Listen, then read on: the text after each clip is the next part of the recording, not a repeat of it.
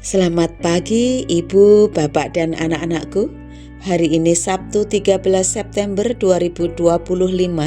Kita akan belajar dari kitab Injil Lukas pasal 16 ayat 1 sampai 9. Lukas pasal 16 ayat 1 sampai 9. Demikianlah firman Tuhan, dan Yesus berkata kepada murid-muridnya, "Ada seorang kaya yang mempunyai seorang bendahara.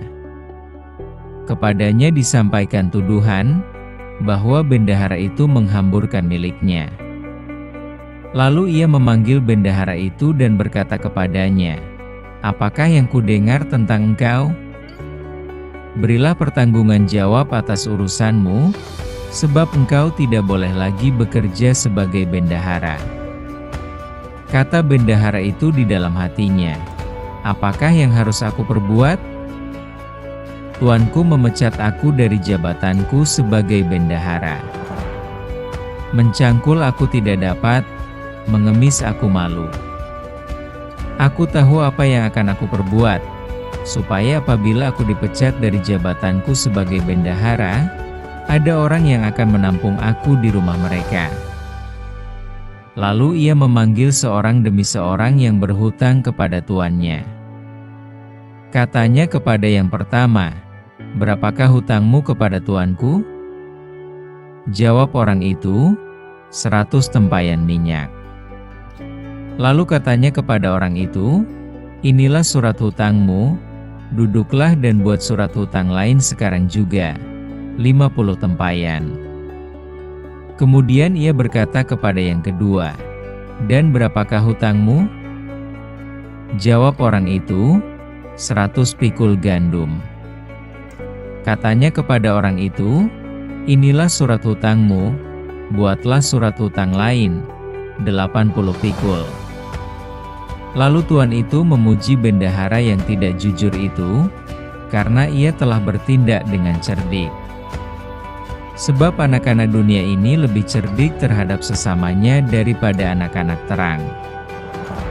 Dan aku berkata kepadamu, ikatlah persahabatan dengan mempergunakan mamon yang tidak jujur, supaya jika mamon itu tidak dapat menolong lagi, kamu diterima di dalam kemah abadi." Tema kita, menggunakan harta untuk tujuan kekal.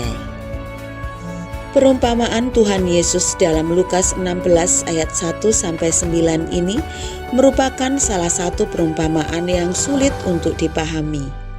Di satu sisi, bendahara dalam perumpamaan ini tidak jujur, tetapi di sisi lain, pada akhirnya ia dipuji karena kecerdikannya.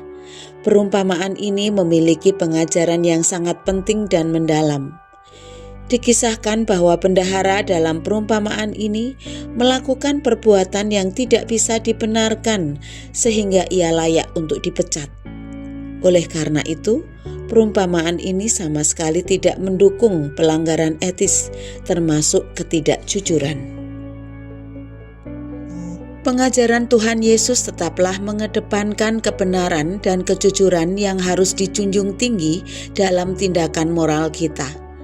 Bendahara tersebut tetaplah disebut sebagai bendahara yang tidak jujur.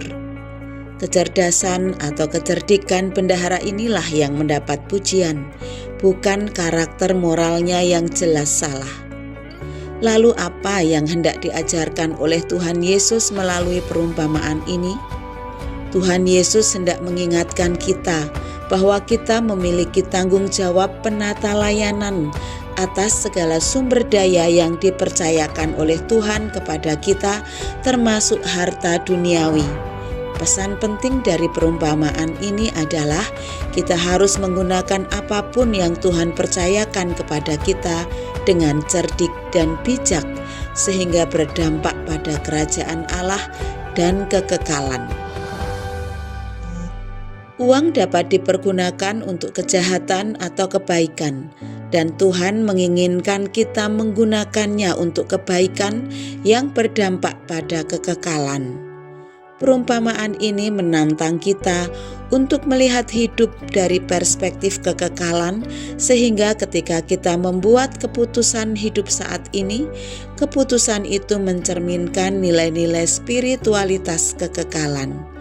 Oleh karena itu, marilah kita menyadari bahwa semua yang ada pada kita, termasuk harta, adalah titipan atau dipercayakan oleh Allah kepada kita. Pertanyaannya, sudahkah kita mengelola dan menggunakannya dengan bijaksana? Sudahkah kita memakainya untuk tujuan kerajaan Allah dan dalam perspektif kekekalan? Mari kita berdoa. Bapa di dalam surga, terima kasih kami sudah boleh bangun kembali dari tidur kami. Kami siap melakukan tugas-tugas kami hari ini. Mohon berkat-Mu agar apapun yang kami lakukan berkenan di hadirat Tuhan. Bapa, pagi ini kami belajar dan kami diingatkan bahwa harta yang kami miliki adalah titipan yang sudah Tuhan percayakan kepada kami. Tolong kami untuk mampu mengelolanya dengan baik dan menggunakannya dengan bijaksana. Kami sambut hari ini di dalam nama Tuhan Yesus Kristus, Juru Selamat kami yang sejati. Amin.